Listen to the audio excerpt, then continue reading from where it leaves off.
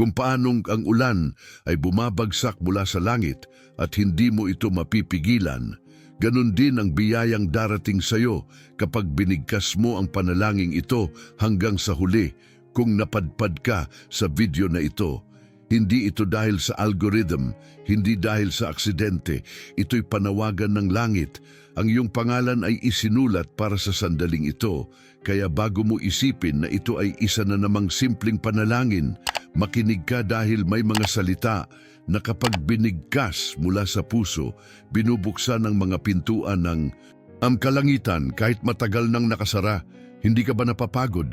Ilang gabi mo nang iniisip kung paano mo babayaran ang mga utang. Ilang araw mo nang nararamdaman ang bigat ng kakulangan, ang kaba sa dibdib sa tuwing dumadating ang petsa ng bayarin. At sa likod ng bawat ngiti, meron kang sigaw na hindi mo masabi, Panginoon, tulungan mo ako ngayon. Ito ang sagot, oo. Ito ang tugon ng langit. Sa matagal mo ng panalangin, hindi ito kwento ng ibang tao. Ito ay kwento mo ito, ang bahagi kung saan binabago ng Diyos. Ang daloy ng iyong buhay, pinili ka hindi para magduda, kundi para maniwala.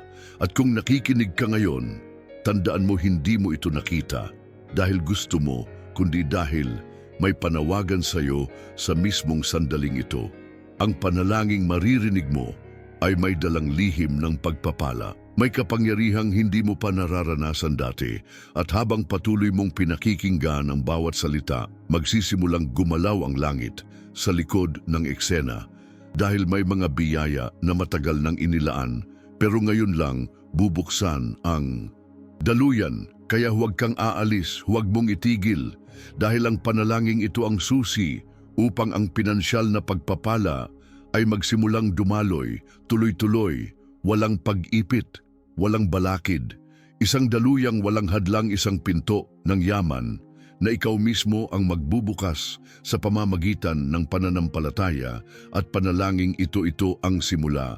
At kung handa ka na sabihin mo sa puso mo, narito na ako Panginoon, handa akong tumanggap. Marahil hindi mo ito sinasabi sa kahit sino, pero alam ng puso mo kung gaano kabigat ang pasanin mo sa ngayon. Araw-araw kang gumigising na may pangambang baka hindi mo kayanin ang mga gastusin. Baka hindi sapat ang kinikita mo. Baka may tumatawag na naman para maningil. Baka mawalan ka na ng pag-asa, pero pilit kang lumalaban. Pilit mong pinapakatatag para sa pamilya mo, para sa mga anak mo, para sa sarili mo. Ngunit sa bawat pagtitiis mo, may tanong na bumabalik paulit-ulit. Kailan darating ang tulong? Kailan maririnig ng langit ang sigaw ko? Ilang beses mo nang sinabi, Panginoon, pagod na ako. Ilang ulit mo nang binulong sa sarili mong hindi mo na alam ang gagawin. At kung totoo ang Diyos, bakit tila tahimik? Siya kapag kailangan mo siya ngayon, hayaan mong sabihin ko sa iyo, hindi siya kailanman tumalikod sa iyo. Hindi siya bulag sa luha mo, hindi siya bingi sa panalangin mong walang tunog, pero puno ng sakit dahil sa bawat patak ng luha mo, may binhi ng himala na inihahasik sa kalangitan. At ngayong sandaling ito, nagsisimula nang sumibol ang sagot mo. Hindi mo pa man ito nararamdaman, pero may gumagalaw na para sa iyo sa lugar kung saan hindi abot ng mata mo, pero abot ng pananampalataya mo. At habang nakikinig ka ngayon, baka nagsisimula ka ng makaramdam ng kakaibang kapayapaan. Oo, yan ang presensya ng Diyos na sumasama sa iyo sa panahong akala mo mag-isa ka. May mga gabing hindi mo maintindihan kung bakit ang lungkot ay parang hindi na aalis. Kahit pilit mong ngumiti, kahit sa harap ng iba ay parang ayos ka lang. Pero sa loob mo may lamat, may lungkot na hindi mo masabi. Kahit kanino, pero ngayon gusto kong malaman mo na hindi mo kailangang bitbitin lahat ng iyan mag-isa dahil may Diyos na sumasalo ng bigat na hindi mo na kayang dalhin. Siya ang Diyos na nakakakita ng hindi nakikita ng iba. Siya ang Diyos na umaabot kahit sa pinakamadilim mong gabi. At ngayon na pinili mong makinig dito, hindi lang basta dasal ang maririnig mo, kundi isang panibagong simula para sa iyo, para sa puso mong sugatan, sa kakaisip, sa kaluluwang pagod na, sa kakalaban sa pananalaping paulit-ulit. na kumakain sa iyong katahimikan, kung nararamdaman mong ito ay para sa iyo, hindi ka nagkakamali dahil ito talaga ay para sa iyo. Oo, para sa iyo na ilang beses nang nabigo, ilang beses nang niloko, ilang beses nang pinagkaitan ng pagkakataon, pero ngayon ay tinatawag ka ng Diyos, hindi para ulitin ang sakit, kundi para simulan ng tagumpay.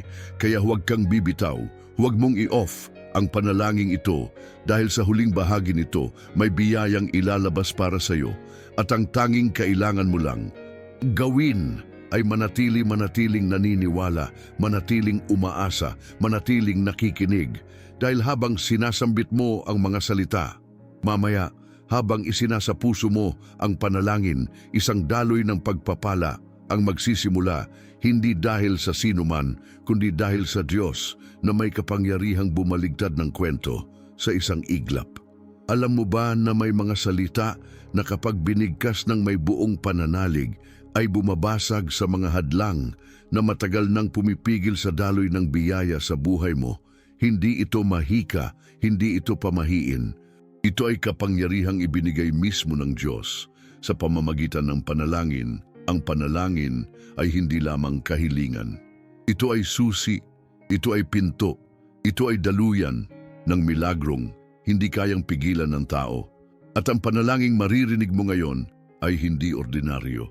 Ito ay panalangin may taglay na pormulang espiritual na nakaukit sa puso ng langit, isang uri ng panalangin na kapag binigkas mo ng may pananampalataya, nagsisimula ang pagdaloy ng sagot na hindi mo inasahan. Ito ang lihim ng mga taong tahimik. Pero biglang umaangat ito ang dasal ng mga taong kahit walang koneksyon sa mundo, ay biglang nakakakita ng pintuan ng pagkakataon. Ang sikreto ay wala sa dami ng pera, kundi sa tibay ng pananalig mo sa kapangyarihan ng Diyos na magbukas ng langit para sa iyo. At kung handa ka nang matanggap ang pagbabago, ito ang hinihintay mong sandali. Ibigay mo ang puso mo sa dasal na ito. Huwag mo itong sabihing parang kinakabisa mo lang. Ipikit mo ang mata mo. Damhin mo ang bawat salita, sapagkat ito ang panalangin na magpapakawala ng biyayang matagal nang itinakda para sa iyo.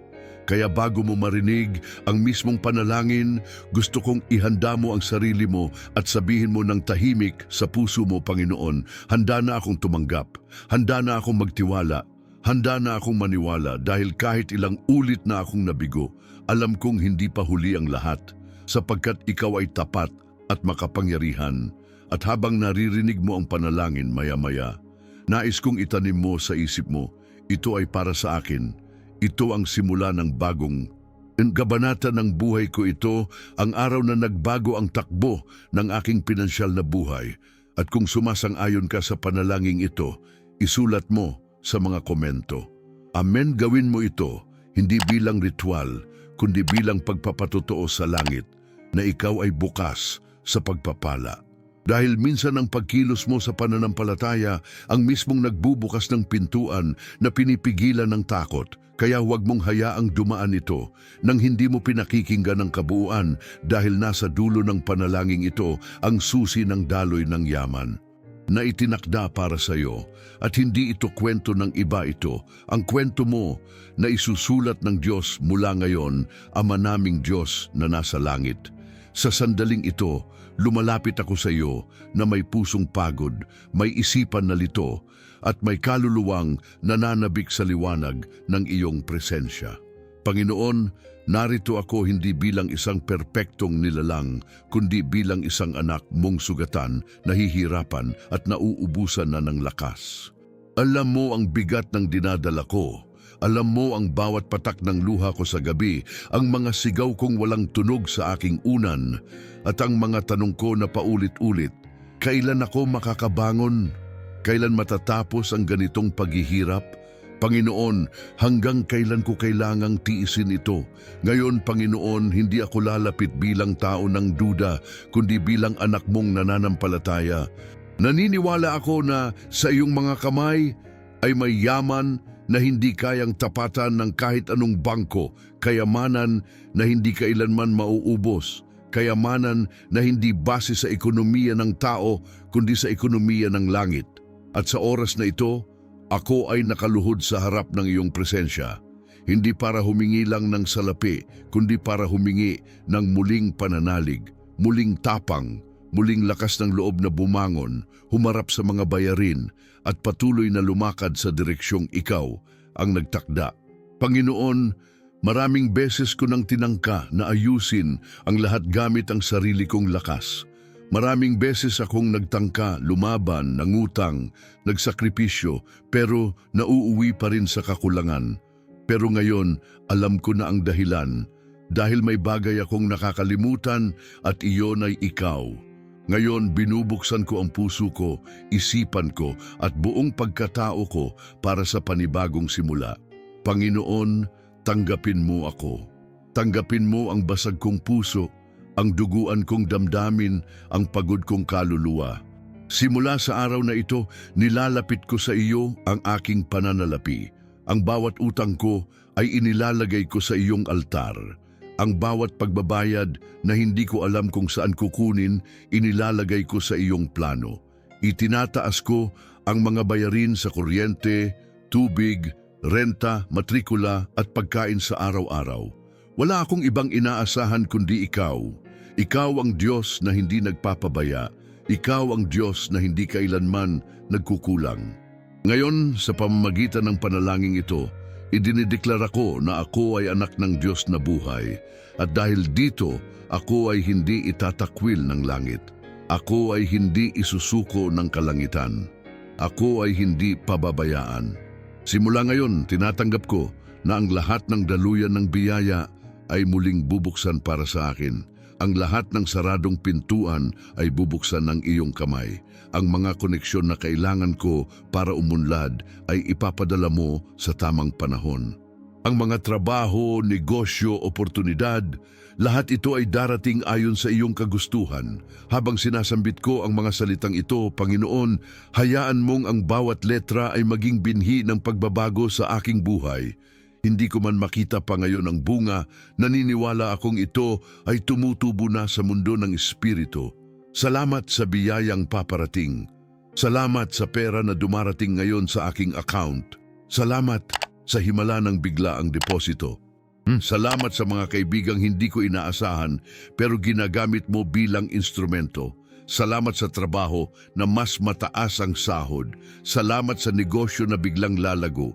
Salamat sa lahat ng kaloob mo, Panginoon, dahil naniniwala akong hindi mo ako dinala rito para mabigo, kundi para pagpalain. At ngayon, Panginoon, ako ay nananampalataya na. Hindi ako basta nagdadasal. Ako ay tumatanggap. Hindi ako umaasang baka sakali. Ako ay naniniwalang sigurado. Pinipili kong maniwala kahit hindi pa kita naririnig. O pinipili kong magtiwala kahit hindi ko pa kita nakikita. Sapagkat alam kong ang pananampalataya ay mas makapangyarihan kaysa sa duda. Kaya ngayong sandaling ito, itinatapon ko sa paanan mo ang lahat ng takot ko. Hindi ko na ito kakargahin. Hindi ko na ito uulitin. Hindi ko na ito ipapaulit sa mga anak ko. Ang kahirapan ay hindi ko pamamana. Ang pagkakautang ay puputulin na sa henerasyong ito. At habang sinasabi ko ito, sinasabi ko rin sa sarili ko sa pangalan ni Jesus, magkakaroon ako ng higit pa sa sapat. Sa pangalan ni Jesus, makakabayad ako ng lahat ng utang ko. Sa pangalan ni Jesus, magkakaroon ako ng bahay na sa akin nakapangalan. Magkakaroon ako ng sasakyan na hindi ko na pinapambayad kada buwan. Magkakaroon ako ng business na may integridad at kita. Magkakaroon ako ng kapayapaan habang lumalago ang kabuhayan ko. Magkakaroon ako ng tiwala sa sarili, hindi dahil sa pera, kundi dahil alam kong may Diyos akong kasama sa bawat hakbang. At ngayon, Ama, ibinubulong ko sa iyo ang mga pangalan ng mga taong mahal ko. Pagpalain mo sila. Bigyan mo rin sila ng pabor. Kung may pamilya akong naghihirap, damayan mo sila. Kung may kaibigan akong halos sumuko na, gamitin mo ako bilang instrumento ng sagot. Gawin mo akong daluyan hindi lang ng grasya, kundi ng kaginhawaan sa iba. Huwag mo akong gawing storage ng yaman, kundi daluyan ng pagmamahal mo sa mundo. Hindi ako lalabas sa panalangin ito na katulad ng dati. Hindi ko tatapusin ito nang hindi ko tinatanggap ang ipinangako mo. Kaya Panginoon, sa huling pagkakataon ngayon, sinasabi ko ng buong pananalig, ako ay pinili, ako ay pinatawad, ako ay pagyayamanin ayon sa kalooban mo. Panginoon, hindi ko hinahangad ang luho, hindi ko hinihingi ang sobra para ipagmalaki sa iba. Ang tanging hangad ko ay ang makatawid, ang makabangon, ang magkaroon ng dignidad na hindi na ako magtatago sa likod ng takot sa tuwing may tatawag mula sa bangko. Hindi ko nakakabahan sa tuwing may tumutunog na notification dahil baka ito na naman ay babala ng pagkaubos. Gusto ko lang maranasan ang pamumuhay na may kapayapaan, pamumuhay na hindi sukatan ng bawat sentimo, pamumuhay na may espasyo para huminga, ngumiti at makatulog ng mahimbing nang walang kinikimkim. At alam kong hindi mo ako bibiguin dahil hindi mo kailanman ipinagkait sa iyong mga anak ang tinapay ng kabuhayan. Ang langit ay hindi kailanman naging sarado sa mga naniniwala. At ako, Panginoon, sa kabila ng lahat ng pagsubok, ako ay naniniwala. Kaya't habang nagpapatuloy ang panalangin ito, hinihiling ko na simulan mo na ang paggulong ng milagro. Kung may mga puso at kamay na inilaan mo para tumulong sa akin, Panginoon, ilapit mo sila. Kung may mga oportunidad na inilaan mo na noon pa para sa akin, buksan mo na ang pintuan.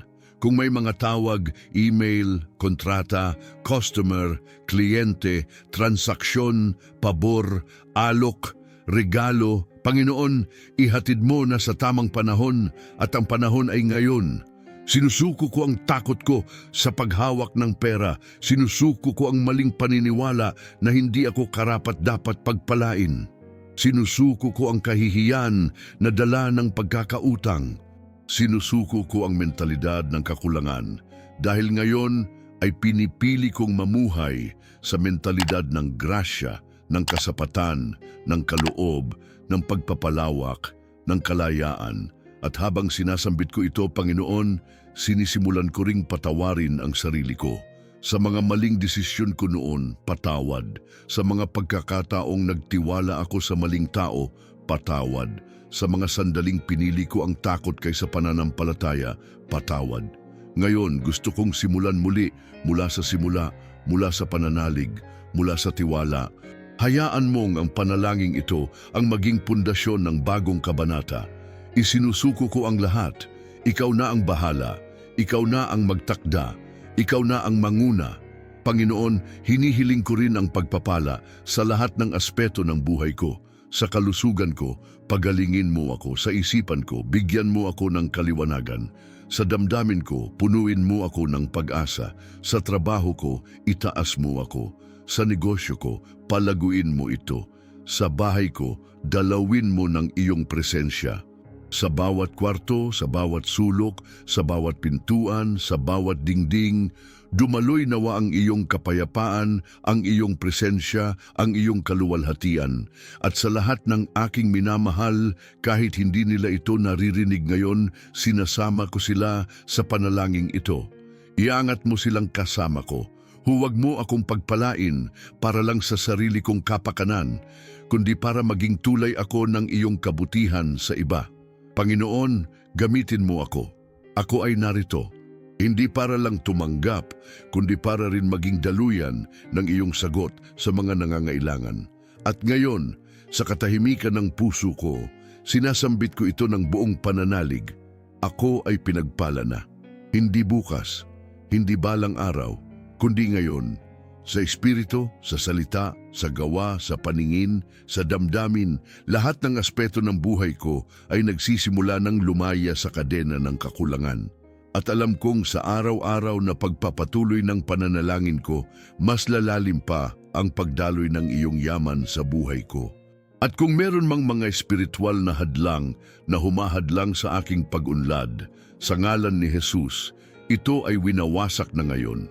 Wala nang kapangyarihan ng kahirapan sa akin. Wala nang kapangyarihan ang sumpa ng kakulangan.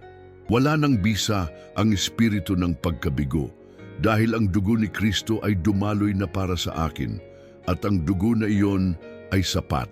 Sapat para burahin ang lahat ng kasalanan, sapat para simulan muli, sapat para ipaglaban ako sa mga lugar na hindi ko nararating. At kung ako man ay nakagapos ng mga salitang binitiwan ng iba, mga salitang nagsasabing hindi ako aasenso, hindi ako uunlad, hindi ako makakabangon, Panginoon, winawasak ko na ang mga iyon. Hindi iyon ang katotohanan. Dahil ang tunay na totoo ay ang sinabi mo na ako ay iyong mahal, iyong pinili, iyong pinatawad, iyong pinapadala, iyong pinagpapala.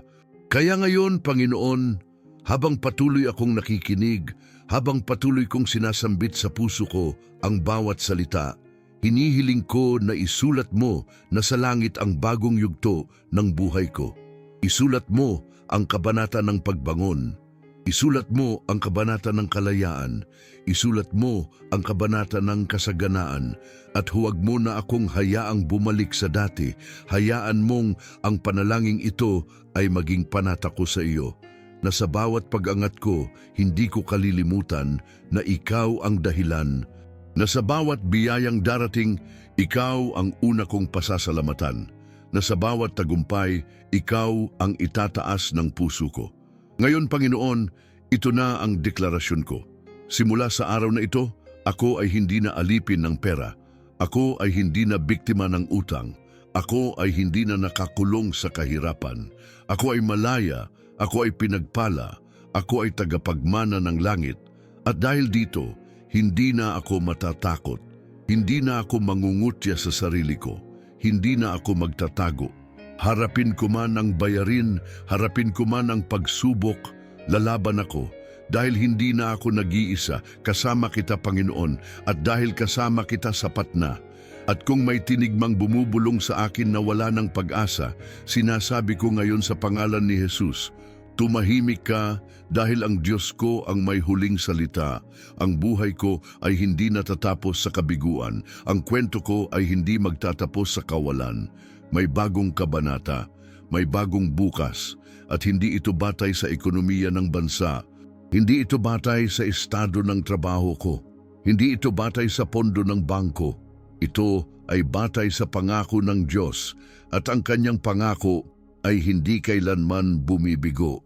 Panginoon, bigyan mo ako ng disiplina. Huwag mo lamang akong pagpalain ng salapi, kundi pagpalain mo ako ng karunungan upang ito'y mapangalagaan. Turuan mo akong maging tapat sa maliliit na halaga upang pagkatiwalaan mo ako ng mas malalaking bagay. Itama mo ang puso ko upang hindi ako masilaw, kundi manatiling mapagpakumbaba. At kapag ako ay pinagpala na nang higit sa aking inaasahan, Panginoon, itanim mo sa akin ang diwa ng pagbibigay, na ako'y maging sagot din sa panalangin ng iba. Ngayong oras na ito, ipinapahayag ko na hindi ko nahahayaang ang kahapon ko ang humadlang sa bukas ko. Lahat ng sakit, lahat ng pagkukulang, lahat ng kabiguan, itinataas ko na sa iyo, Diyos ko, at tinatanggap ko ng may buong pananalig ang kasaganaan ng langit na inilaan mo sa akin. Kung dati ang panalangin ko ay batay sa takot, ngayon ito ay batay sa paniniwala. Kung dati ang dasal ko ay mula sa kahinaan, ngayon ito'y mula sa paninindigan. Ako'y anak mo, Panginoon, at bilang anak mo, may bahagi ako sa mga kayamanan ng kaharian. Panginoon, kung may mga isinarang pintuan sa nakaraan, bigyan mo ako ng pananampalatayang maniwala na kaya mong magbukas ng mas malalaking pinto. Kung may mga taong lumayo, nanakit o bumitaw, bigyan mo ako ng kapayapaang tanggapin na hindi nila hawak ang kapalaran ko, ikaw lang. At kung may mga panaginip akong binitawan noon dahil sa takot o pagod, Panginoon, ibalik mo ang tapang kong mangarap muli. Ibukas mo ang paningin ko sa posibilidad, palawakin mo ang isip ko sa oportunidad. Itaas mo ang kamay ko upang muling abutin ang mga layuning nilikha mo para sa akin. At habang isinusuko ko sa iyo ang lahat, Panginoon, ramdam ko na ang liwanag ay nagsisimula ng pumasok. Ang dilim ay umaatras, ang takot ay nauupos, ang pag-asa ay muling nabubuhay. At sa katahimikan ng sandaling ito, naririnig ko sa kaibuturan ng puso ko ang tinig mong nagsasabing, "Anak, huwag kang matakot, ako ang bahala." At doon pa lang sapat na, doon pa lang alam kong nagsimula na ang pagbabago. Panginoon, itinatakda ko ang panalangin ito bilang sandata ko laban sa lahat ng salot ng kakulangan. Babalik-balikan ko ito. Araw-araw ko itong babanggitin at sa bawat pag-ulit lalalim ang pananampalataya ko, lalawak ang paniniwala ko, lalakas ang loob ko dahil alam ko may ginagawa ka. Kahit hindi ko pa nakikita, alam kong may binubuo ka. Kahit wala pang ebidensya, may tiwala akong hindi mo ako pinabayaan. Ikaw ang Diyos na tapat. Ikaw ang Diyos na gumagawa ng daan kahit sa gitna ng kawalan. Ngayon, tinatawag ko ang lahat ng pabor na inilaan para sa akin. Tinatawag ko ang lahat ng kaayusan sa pananalapi. Tinatawag ko ang mga biglaang oportunidad. Tinatawag ko ang mga koneksyon na makalangit. Tinatawag ko ang mga kasunduang magbibigay daan sa aking pag-angat. Tinatawag ko ang katarungan sa lahat ng panahong ako'y nawalan, naloko o nawalan ng saysay. Panahon na upang maningil ang langit para sa mga panahong ako'y tiniis. Hindi upang maghiganti, kundi upang itama ang timbangan ng buhay. At sa pagtatapos ng panalangin ito, Panginoon, ito ang aking huling dalangin. Huwag mo akong payagang bumalik sa pagiging alipin ng takot. Huwag mong hayaan na muling manaig ang pagdududa. Itatak mo sa puso ko na ako ay iyong anak, ako ay iyong pagmamay-ari, at ako ay iyong pinagpala, hindi bukas, hindi balang araw, kundi ngayon dito sa mismong sandaling ito. Sa ngalan ni Jesus, tinatanggap ko na ang pag-agos ng mga biyayang pinansyal sa aking buhay ay nagsimula na. Hindi ito mapipigilan, hindi ito maikukubli, at hindi ito titigil dahil ang Diyos na nagsimula ay siya ring tatapos. Ako ay anak ng Diyos, at ang anak ng Diyos ay hindi mamumuhay sa takot. Mamumuhay ako sa pananampalataya. Mamumuhay ako sa kasaganaan. Mamumuhay ako sa kapayapaan. Mamumuhay ako bilang patunay na ang panalangin ay makapangyarihan. Mamumuhay ako bilang sagot sa panalangin ng iba.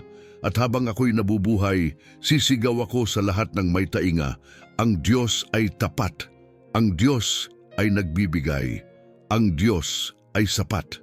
Amen. Alam mo sa puso mong may nangyaring hindi mo maipaliwanag, habang pinakikinggan mo ang panalangin ito, may gumaan, may nawala, may lumiwanag, dahil hindi ito simpleng video. Ito ay panawagan ng langit na tinugon mo, may mga bagay na nabura sa espiritu, may mga pinto na bumukas, may mga tanikala na nalagot. Hindi mo man ito makita pa ngayon, pero sa mundo ng espiritu, ang pagbabago ay nagsimula na. At kung ramdam mo ang kapayapaan na ito ngayon, hindi ba't ito na ang patunay na hindi ka nag-iisa? Ito na ang pirma ng Diyos na nagsasabing, "Anak, narinig kita." At ngayong natanggap mo ang panalangin ito, oras na para manindigan, ipahayag mo sa sarili mo, hindi na ako babalik sa dati, hindi na ako alipin ng kakulangan, hindi na ako bibiktimahin ng kahirapan. Simula ngayon, ako ay malaya, ako ay pinagpala, ako ay kayamanan ng langit na. Lumalakad sa lupa, at kung talagang naniniwala ka, sabihin mo sa komento ngayon din, ang mga salitang ito, ipinapahayag ko na ang pagpapala ay dumarating. Ipinapahayag ko na ang langit ay gumagalaw. Ipinapahayag ko na ang biyaya ay nasa daan paakyat papunta sa akin, at wala nang pwedeng pumigil dito. Ang sino mang magtatangkang humadlang ay mahaharang ng Diyos mismo, at kung ito ay para sa akin, walang sino man ang makakaagaw, dahil ang Diyos ang nagtakda ito, na ang panahon ng pagbaligtad ng istorya ko ito. Na ang simula ng mga araw na hindi ako kakaba sa laman ng wallet ko, hindi ako matatakot. Buksan ang app ng bangko ko, hindi ko na kailangang magpanggap na ayos lang. Dahil sa wakas totoo na ang kasaganaan sa buhay ko. Darating na ang araw na makakatulong ako nang hindi ko na iniisip ang kapalit. Darating na ang araw na mababayaran ko ang lahat ng utang at makakatulog ako ng mahimbing. Darating na ang araw na ang luha ko ay luha ng pasasalamat at hindi ng paghihirap, at ang araw na iyon ay nagsimula. Ngayon, dahil ang Diyos ay hindi kailanman nagpaparamdam ng walang layunin, ang video na ito ay hindi lang napadpad sa iyo. Ito ay itinakdang marinig mo sa eksaktong sandaling handa ka ng tumanggap, handa ka ng sumuko, handa ka ng maniwala. Kung naniniwala ka na ito na nga ang oras ng iyong tagumpay, isulat mo sa komento ngayon mismo ang mga salitang ito: dumating na ang aking pagpapala. At gawin mo ito hindi dahil sinabi ko, kundi dahil ramdam mo na sa puso mo na may nangyari na sa kaluluwa mo. At kung totoo iyon, kung nararamdaman mong may bagong lakas, may bagong liwanag, may bagong kapayapaan, hindi ba't ito na ang tanda na ang panalangin ay gumana? Hindi ba't ito na ang sagot na matagal mo nang hinihintay? Kung naramdaman mong may gumalaw sa puso mo sa kalagitnaan ng panalangin ito, hindi mo inaakala na habang nakikinig ka, may mga bahagi ng buhay mong unti-unting gumagaan, may mga suliraning parang nawala bigla, may mga tanong na biglang nagkaroon ng sagot. At ngayon gusto kong malaman mong hindi ito ang katapusan, kundi simula pa lang ito, simula ng bagong kwento, simula ng pagdaloy ng biyaya, simula ng mga araw na hindi na binibilang ang utang kundi tinatanggap ang sobra-sobrang pabor ng langit. Kaya huwag mong hayaan na matapos ito. Dito lang ang Diyos na nagpakita ng kapangyarihan sa iyo ngayon ay ang parehong Diyos na nais makasama ka araw-araw. Nais kaniyang gabayan sa bawat hakbang. Nais kaniyang palakasin sa bawat pagsubok. Nais kaniyang pagpalain sa mga lugar na hindi mo pa naabot. Kaya bumalik ka dito bukas sa parehong oras sa panibagong panalangin. Dahil maniwala ka man o hindi, bawat panalangin ay may panibagong pinto na binubuksan. Bawat salita ay may kapangyarihang nagpapalaya. Bawat pagbalik mo ay mas lalong pinalalakas ang iyong koneksyon sa langit, at ang Diyos ay gumagalaw sa mga tapat na hindi sumusuko sa pananalig. Ngayon, bago ka umalis, isulat mo sa mga komento ang salitang dumating na ang aking tagumpay. Bilang isang propesiya na magaganap sa buhay mo, isulat mo ito hindi bilang ritual, kundi bilang deklarasyon ng iyong pananampalataya. At kung may tumatak sa puso mo ngayon, kung may naramdaman kang liwanag, kahit sandali lang ibahagi mo ito sa iba. Kung may kakilala kang nangangailangan ng panalangin na tulad nito, ipadala mo sa kanya ang video na ito dahil maaaring siya naman ang kailangang marinig ang mensaheng ito ngayon. Hayaan mong gamitin ka ng Diyos bilang instrumento ng kanyang himala. Hindi mo alam ang maaaring mangyari sa buhay ng isang tao kapag narinig nila ang salita ng Diyos sa tamang oras.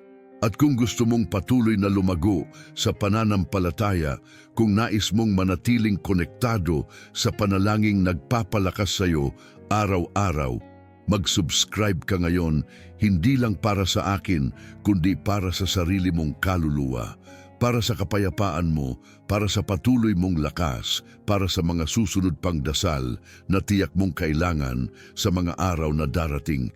I-click mo ang subscribe ngayon at pindutin ang kampanilya para sa mga panibagong panalangin na itatalaga. Para sa iyo araw-araw, walang bayad, walang hinihingi kapalit. Tanging pananalig mo lang ang kailangan dahil dito sa ating samahan, ang Diyos ang bida, ang Diyos ang sentro, at tayo ay mga kapatid sa pananampalataya na sabay-sabay na lumalaban, sabay-sabay na nananalig, sabay-sabay na tumatanggap ng biyaya. Kaya bago matapos ang video na ito, gusto ko lang ipaalala sa iyo, hindi mo kailangang mag-isa sa laban mo. Hindi mo kailangang suluhin ang pasanin mo. May Diyos na kasama mo, may pamilya ng Pananampalatayang handang manalangin, kasama mo at may araw-araw na salita ng pag-asa na handang magbigay liwanag sa bawat kadiliman. Kaya manatili ka, huwag kang lalayo. Bumalik ka bukas at hayaang ang bawat araw ay maging pagpapatunay na ang Diyos ay tapat. Hindi kanya iniwan, hindi kanya kinalimutan, hindi siya nahuli, dumating. Siya sa tamang oras at ang tamang oras ay ngayon. Kaya't sa pagtatapos ng video na ito, itaas mo ang kamay mo sa puso mo at sabihin mo ng tahimik, "Salamat Panginoon, salamat." Sa biyaya, salamat sa kapayapaan, salamat sa panibagong lakas, salamat sa bagong simula dahil alam kong mula ngayon ang buhay ko ay hindi na katulad ng dati. Ang puso kong dati puno ng takot, ngayon ay puno ng pananalig. Ang bulsa kong dati walang laman, ngayon ay magsisimula ng tumanggap ng pabor. Ang isipan kong dati laging nag-aalala, ngayon ay may kapanatagan dahil hindi na ako umaasa sa sarili kong galing. Umaasa na ako sa Diyos na gumagawa ng imposible. Tandaan mo, mahal kong kapatid, hindi pa. O tapos ang plano ng Diyos sa buhay mo, kung naririto ka pa ngayon, ibig sabihin, may gagawin pa siyang bago at kamangha-mangha sa'yo. Huwag kang bibitaw. Huwag mong hayaang ang dami ng suliranin ay patayin ang liwanag sa iyo. Panindigan mo ang panalangin ito. Bitbitin mo sa araw-araw at bumalik ka dito upang ipagpatuloy ang lakas na ito. Ako'y narito, araw-araw magdarasal, kasama mo magpapalakas sa iyo at magpapaalala sa iyo na sa pananalig walang imposible at sa Diyos walang kulang. Kaya hanggang sa susunod, na panalangin kapatid, maging matatag, maging tapat at patuloy na maniwala dahil ang pagpapala ay nagsimula na at hindi na ito titigil. Hanggang bukas, mahal kong kapatid, at tandaan mo lagi, mahal ka ng Diyos.